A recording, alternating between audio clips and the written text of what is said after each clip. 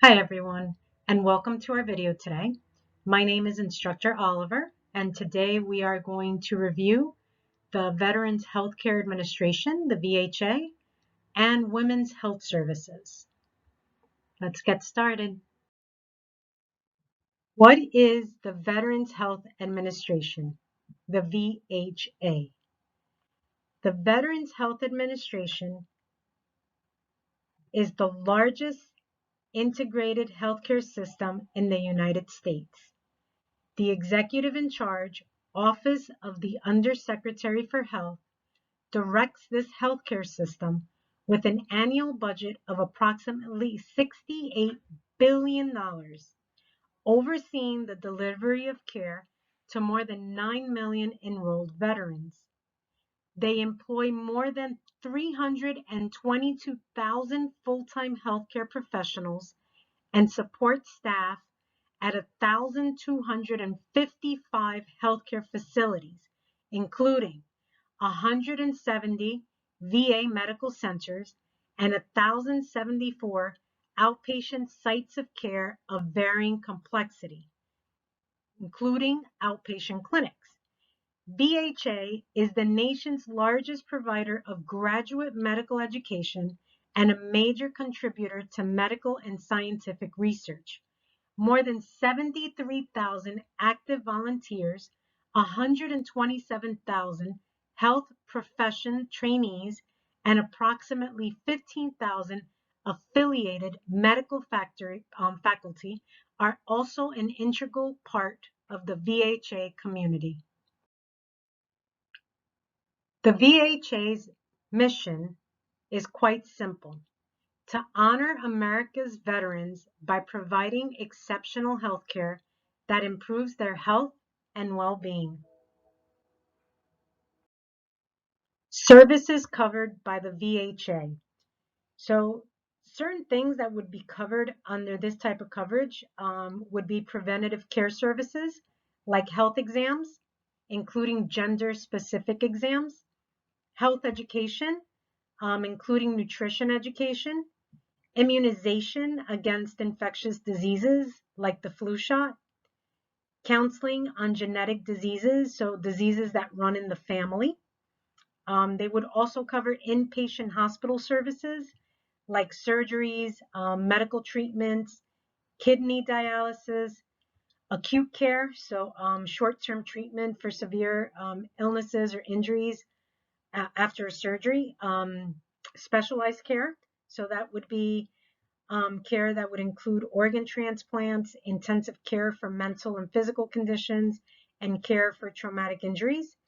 They would also cover urgent and emergency care services at certain VA health facilities. So urgent care for injuries and illnesses that need attention right away, but that aren't life-threatening. At urgent care locations that are part of their contracted network. Okay, so these can include care at VA-approved walk-in retail health clinics for minor illnesses like a sore throat or an earache, or at an urgent care facility for more pressing but not life-threatening illnesses or injuries that require treatment like splinting, casting, or wound care. They would also be covered for mental health services to treat certain issues like post-traumatic stress disorders, so PTSD, military sexual trauma, MST, depression, and substance use problems. They would be covered to a certain degree for assisted living and home health care, depending on the member's needs and income, as well as space in the program. Prescriptions written or approved by a VA doctor would also be covered. They may cover services that the member's VA primary care provider would state that is needed to support a particular treatment, so ancillary services. So these would be like tests used to diagnose health conditions, including blood work, x-rays, ultrasounds, therapy and rehabilitation services. This would include physical therapy, vision rehab, and therapy for traumatic brain injury. Additional services would include prosthetic items, audiology, so care for hearing loss, and radiation oncology for cancer care. They would also cover routine eye exams, and in some cases, they might offer coverage for eyeglasses or services for blind or low vision rehabilitation. And in certain cases, a member might be able to receive dental care as part of their VA health benefits.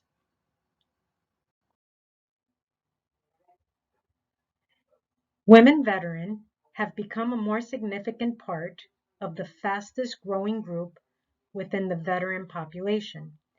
Based on a 2015 study, approximately 43% of women veterans were VA patients. Every year, the VA adds and makes improvements to their offered services based on demographic population, with more women joining the military. The services offered are usually tweaked to fit and accommodate the need.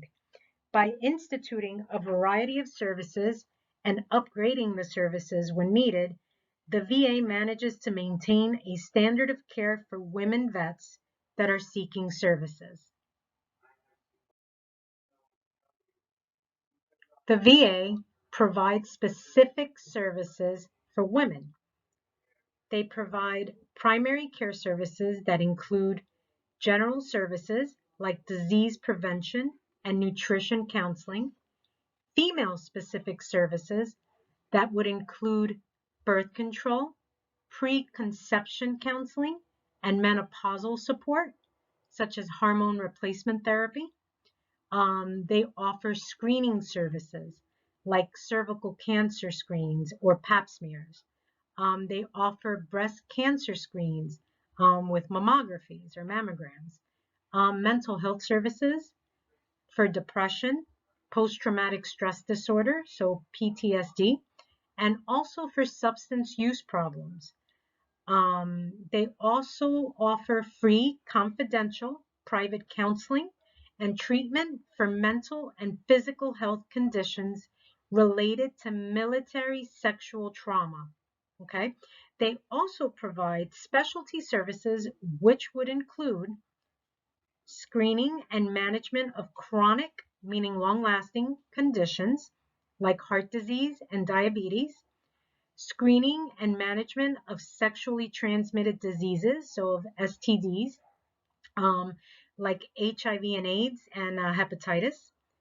They offer maternity care and other reproductive health services, treatment for sexual problems, urinary incontinence, and other issues, prosthetic and sensory aids services like prosthetic limbs, hearing aids, post-mastectomy items, and things like that.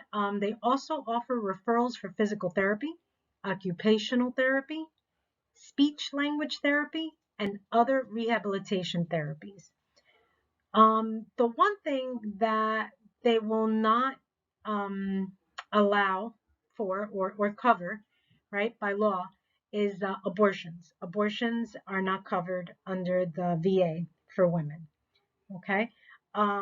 Through a legislation which was announced in January of 2017, they are expanding their fertility services to include counseling and treatment using assisted reproductive technologies. So it would include in vitro fertilization.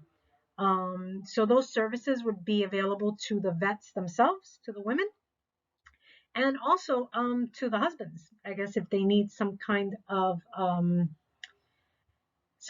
medication or any form of treatment to help with whatever problem they're having conceiving.